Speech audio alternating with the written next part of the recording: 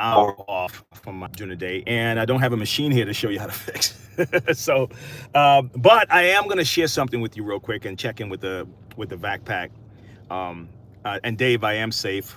Landed okay, and I still have a couple of more miles to go before I get to my destination. But there was something that hit me the moment I got in the car. Went to the rental, pick up the car, and I'm driving, and I just noticed how there's a shift in my awareness and everything else, right? And I don't know, everyone may go in their own way. They move away from the place they grew up, and then they come back, and a particular feeling comes over them. But in my case, the feeling is more like an intensity, right? So then I was listening to the new elect mayor talk about his plan for the city, and it was weird that um, I'm gonna tie these two things together, right? So let me see if you can hear this properly, because I'm in the car right now. I'm not in my normal setup, and then I'm gonna show you how this ties in to what I'm talking about, and then I'll be done. Then I'll be done. All right. If it makes sense to you, then it makes sense to you, and if not, then it's something for you to chew on, right? Let me see if I can get this guy. Made 5 bus routes free in New York City. When we made those bus routes free after a year, assaults on bus drivers dropped by 38.9%. On the bus drivers? On the bus drivers. Because unlike the train, the act of fare collection on the bus happens on the bus. Yeah. It's their job, and bus drivers and unions have shared anecdotally that about 50% of assaults happen around the fare box. So when you eliminate the fare box, you make for a safer experience for the bus driver, all right, for everyone. Yeah. All right. Hey, Brianne, how you doing, girl? So, Brianne, so I'm glad you're here, right? Does that even make sense to you? It may make sense to other people, right? It doesn't seem to make sense to me. So, in other words, I guess it's the same way that people feel about guns, right? If you take the guns away, then no one would hurt each other. It's like, you saw what just happened in Australia. Nobody had a gun in Australia except for the gunmen. Well, it's not good because the people died, but I'm just saying that the thought of it is like silly to me, that you're going to take away you paying for the bus to make the bus drivers safer, rather than making it a serious penalty for hurting a bus driver, or changing to make sure that you enforce the law. Instead, you say, well, we're going to give away the ride. Now, you might think, I just don't see that working the way you want to, like your approach to, it just seems so weird, man. I don't know who's supporting this. And I don't know, sometimes you can have supporters who say, you know what, I support you, but I don't like this one. Just like with Trump. There are people that like Trump and what he does, but they say, I don't like the way he did that thing, right? Or I don't like what he said there. So I don't know if they're supporters in New York that says, man, dude, I want to give you a chance, but that's a bad reason to do away with the fear box. Why don't we take care? Like, who was talking about something like this? Similar. It's a thought. It's a way of thinking that doesn't seem to mesh with my way of seeing it. So what's the other guy? There's a guy in oh my gosh, I forgot his name, man. He's in the Minneapolis, I think. The AG or whoever. He was talking about Kia, that they sued them because there was a challenge online about how you can steal a Kia, and because they didn't put a engine shut-off switch, they're going to sue Kia for not putting in an engine shut-off switch, because other cars had it, and I think Kia had it in like Mexico or something. And I'm like, so your solution to theft of vehicles is to sue the company because they didn't make a better theft-proof vehicle, not to penalize theft. Because these same two guys think about putting guys back on the street again. So tell me if this is in your area, Brianne. And because I ran across this a few times. I ran across where, and I saw this on a episode, and I said, holy cow, this stuff really does connect to me, because I saw this in the South. I just never saw it in New York, where people can go, it's like a trust system. People can go and pick up like eggs or whatever, and they can leave money there. And Sam did that one time, and she just said she went by the neighborhood. She picked up some what do you call that? Oh my God, man, peppers and stuff, and eggs, and she left the money in a box. And I'm like, I don't know. I don't think they can do that here. Why though? Okay, let me see if I can see the comment. I can't see what you're saying. I need my glasses to see what's going on. Brianne, Dave, you're back. You guys saved me thousands in therapy. Lack of personal accountability. Hey, car guy. Hey, don't forget to get me your email so I can send out that gift card to you. But yeah, man, it's you know. But I just noticed that. How's this? I'll give you guys this last thing. And I'm not knocking New York, man. I'm just talking about the concept, okay? Because New York's a great city and all that good stuff. I'm not knocking New York. But I remember when I first bought a car, and I bought a car. I was 22, and guess what? The first item I bought a wheel lock. I lived in the Bronx. I bought a wheel lock for the car, and then I moved to North Carolina, and I took the wheel lock with me, and people are like, "What the hell is that, dude? What are you what are you doing with a wheel lock?" And at the time in 2002, when I moved here, you could literally leave your doors unlocked. You can leave your keys in the car on top of the dam, right in the middle, and people won't mess with your keys. And it's been shifting because we've been getting a lot of people moving there. We have several of those around here. Lots of Amish. Oh, okay. Yeah, man. It's like, I can't see hating on an environment like that, or shaming the people, or saying it's because of this or that, the other thing, why people can do that. You should aspire to that. You should aspire to want to live in an area that you can literally trust your neighbors, and you can leave your door unlocked and no one's going to go inside and mess with your stuff.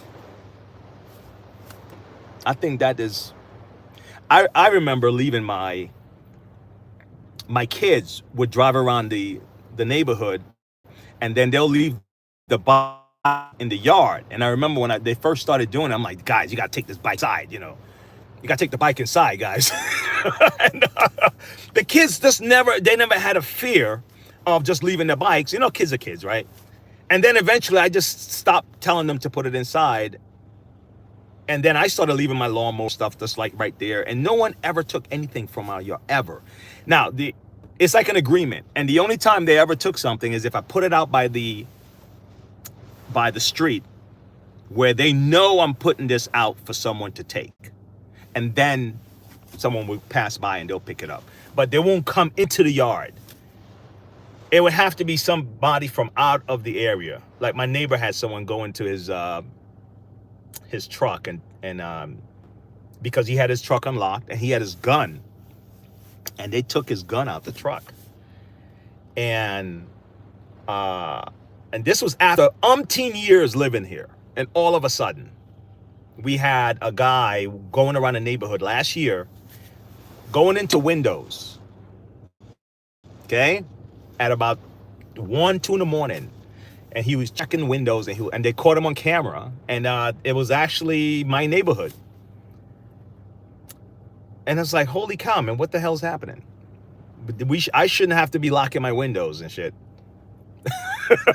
So, but anyway, it dawned on me as I drove down here, and I used to remember feeling the anxiety when I drove here. When I drove here and I came over to George Washington Bridge, man, my hands tighten up on the wheel.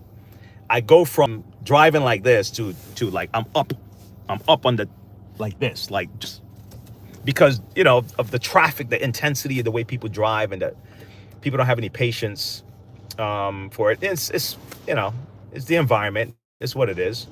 And that stayed with me for a long time before I got rid of it. But now I come back and I'm like, oh shit, I gotta find a way to get back into it. I gotta get back into my. I gotta be ready, man. You know. But again, lovely, great. See, I'm in Long Island right now, and you don't quite feel it here. You just feel the rush. People are still rushing, so that I don't think that goes away from New York. The guy was rushing to the red light, and he was like flickering me. I'm driving too slow. I'm driving the speed limit, right? And he's flashing me, right? And then he pulls in front of me, and he goes to the red light, and he's in the turning lane because he wants to turn. And he goes to the red light, and there's a bunch of trucks, and he's waiting, and I got the green, and I'm driving like, dude, you did all that drama to get to a red light, bro. I did that when I was in my 20s. Maybe who knows? He might be in his 20s. But anyway, I just want to check in with you guys. Let me see. Is that Brian? No, David says, we got cool Amish here. I pull up beside, roll the window down, ask how many horsepower they got. And they always say one. Nice joke, right? Yeah. Brianne says she could never live in an environment like that. I'm so over living on my toes. Yeah, man. I couldn't possibly. Listen, I purposely made a move because I didn't want my kids to grow up in such an intense environment. I'll be honest with you. Some guys think it's good, give them street knowledge and all this stuff. I'm like, nah. We can use one less, stroke, heart attack type stuff in our family. We don't need none of that stuff, man. I don't need to be stressed out every day going to work. I don't need to be stressed out every day going to work. I don't need to be driving in anxiety, having 5 locks on my door. And it doesn't mean that nothing's going to happen to us in our areas, but it feels better to not have to worry about that. And when you start having to worry about that, it's not cool, man, So that's all.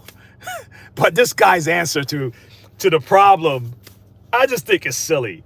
If we take away the fare box, apply that same premise all the way across. You have a convenience store and people are robbing your convenience store. Okay. So in order to make it safer in the convenience store, we need to make the stuff in the store free. It's the same premise. It's a silly premise, right? You know what I'm saying? I was like, dude, does anyone ever check these people on like, what you're saying is silly. It doesn't work. And the interviewer was like, oh, really? I'm like, dude, that doesn't make sense. Let me see. David says, I used to deliver products to Hunts Point. Really? Hunts Point, dude. I used to live down the road from Hunts Point, bro. I used to live right off of us, Longwood Avenue. You have Longwood. I believe you have Southern Boulevard, Bruckner. They're building up Hunts Point now, so I think there's only a few areas in Hunts Point that they can do the little naughty business stuff on the street. I don't think they do that anymore. Maybe if they do, but it's a whole different landscape now. I think they have a ferry that comes to Hunts Point now, a fish markets and all this stuff. So they've made some changes there, though. I have to give them props for that.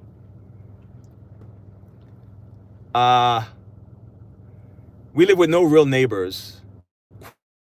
Crop fields on all sides. Wow, okay. Actually, you know what? If I knew, hey Dave, is that a new what do you call that? Screen avatar. That's you and your pup.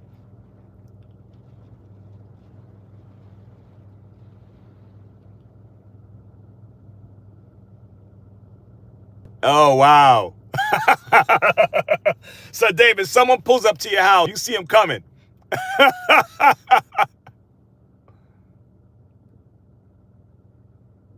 Yeah, the streetwalker. That's right. That's right. Right, Karen. That's right. The streetwalker.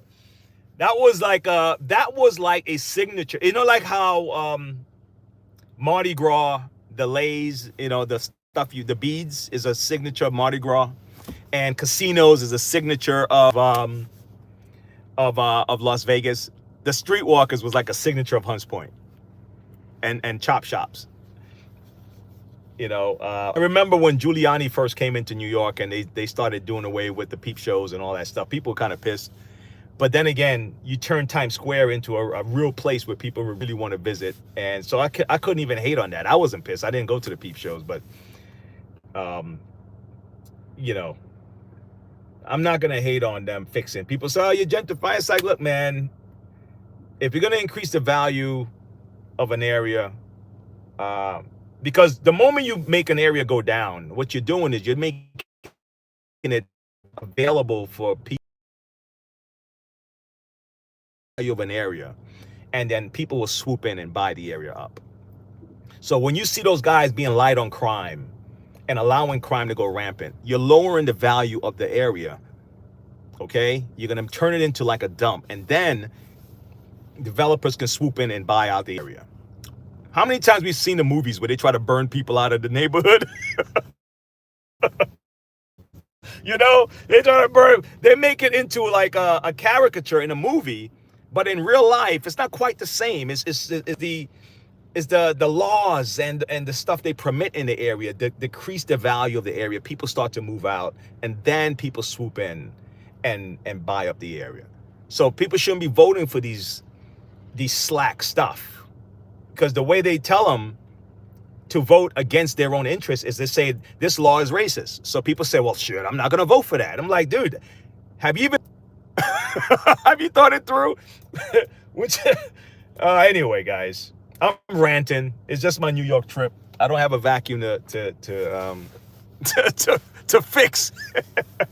So I went right to the chat section.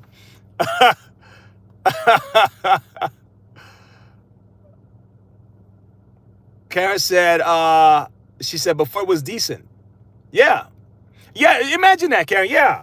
It's like it goes to waves. Because I've seen old pictures of this people. Listen, I remember growing up, and one thing I respected about the drivers in New York, right, is that we used to play stickball in the street. And that was like a time when it was a good time. Those are good memories, right? For some other folks, they may not think of it the same way. And then the ladies would be, and retired folks would be leaning on their window. They're looking down at us play stickball or football or something, and they're watching the kids play. And it was so cool. They had fire hydrants. We were wasting water, right? Fire in the summer. And that was actually, it was a cool time within the 80s, because we just came out of the 70s when it had sunken into a rut. And then in the 80s, it was like a cool time to grow up as a kid, where people were just playing and stuff. And now I don't know if they still do that here, if kids can even play stickball in the street without someone running them over. But now in the South, yeah. Just hopefully they don't, people don't destroy the South, or the Midwest or something. Karen said, my dad used to take us in that area to teach us how to drive. Yeah, the marketplace. Yeah. Yeah, I learned to drive in Hunts Point. I learned to drive. My field supervisor, when I want to get a license, I used to always see him drive with, like, I don't know how he did it at the time. He would just have his finger like this, right? He just drives like this. I'm like, dude, how you drive like that, man? And I didn't know that is just controlling the wheel, but he taught me how to drive at Hunts Point. Karen, holy cow. I hope you make it back to the backpack. I hope you're a subscriber, Karen, because I would love to share those stories. My car guy said, David, if you left keys in my vehicle, like it when I have a vehicle in the morning. Whoa, wow.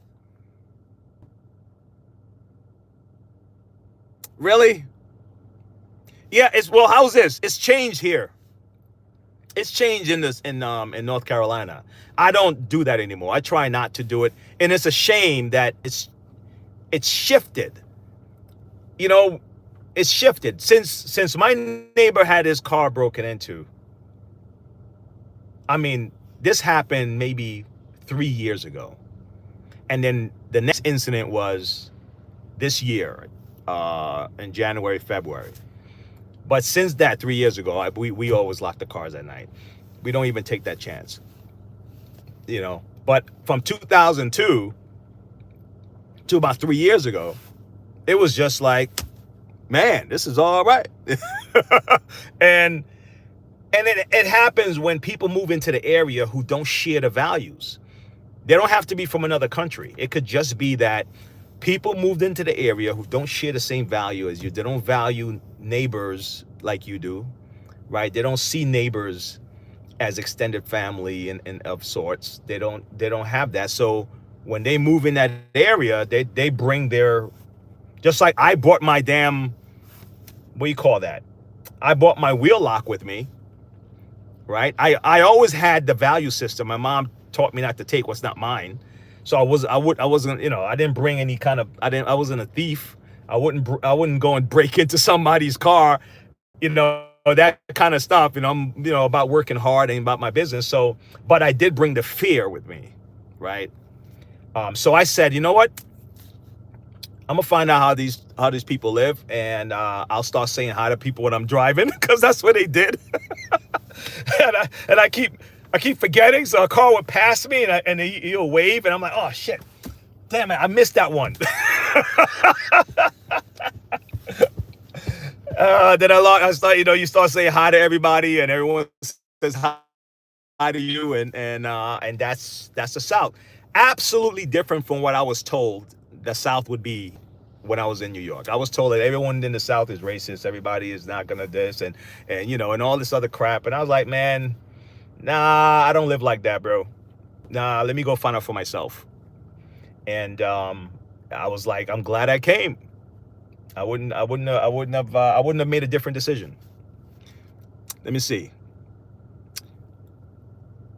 My dad had a big old 98 Oldsmobile gray 1960. Okay, that's cool. David says, we don't lock anything. Just a different kind of world here for now. Yeah. Protect it, man. Protect it. Protect it. It's worth protecting. I'm telling you. Who wouldn't want their kids to grow up in an area that they don't have to worry about that stuff? Like, really, who wouldn't want their kids to grow up in an area where, you know, if you see a kid in trouble, you're going to go help them. If you see a kid stranded, that you can actually give them a ride, and it's not, you know, it's not some crazy, you know, ridiculous thing. If your neighbor needs help, you're there to help the neighbor, and they're safe. Who wouldn't want to live like that? Think about it, you know? So, but anyway, guys, I can't drive with a phone in this town, and I don't have a stand to put it on so I can like do like this, you know? So I'm gonna have to sign off, but I really enjoyed the visit. The electric bike brought my husband 550 outside in front of the yard. Yeah, you see, I mean, that is electric bike. I see a lot of those in New York, in the Bronx, electric bikes, and they have flags. These guys will have flags in the back of the electric bikes. It's like a little gang. It's like they're like a little gang. I don't know if they're just delivery people, but it looks like a little gang of like a bunch of them. They have like spray paint, like insignia. It looked like a biker thing, but with electric bikes. You know what I'm saying? So, yeah. Oh my gosh, Karen, that's a jewel of a, yeah. Yep.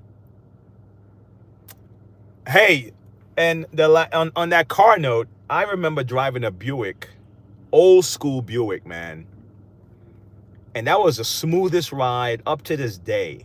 I'm driving a hybrid rental right now.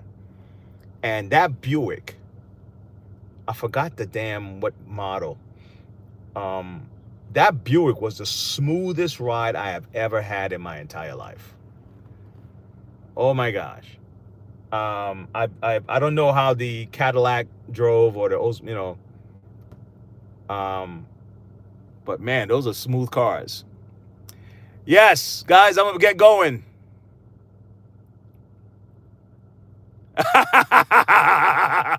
Man, Day, I appreciate you, man. Hell yeah. That's how we roll, right? That's how the pack roll. Yes, sir. Yes, sir. I think the one thing I'm going to have when I get here, I'm going to have a pizza. I'm going to have a New York pizza. And I'm going to find a, man, my favorite Jamaican restaurant is gone, man. So I don't know what I'm going to do with that one. I don't know. I guess he sold it or something. I'll just settle for the pizza. And then I'm going to go hang out. My cousin's going to be taking me out. So I'll let you guys know how that goes.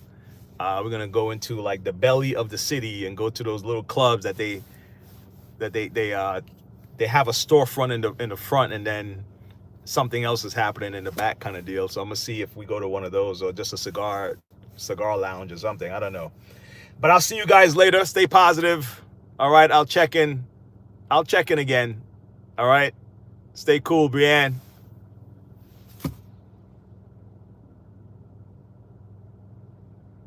Texas Roadhouse. All right. Well, have fun. Have fun, Brienne. All right, guys. Take care.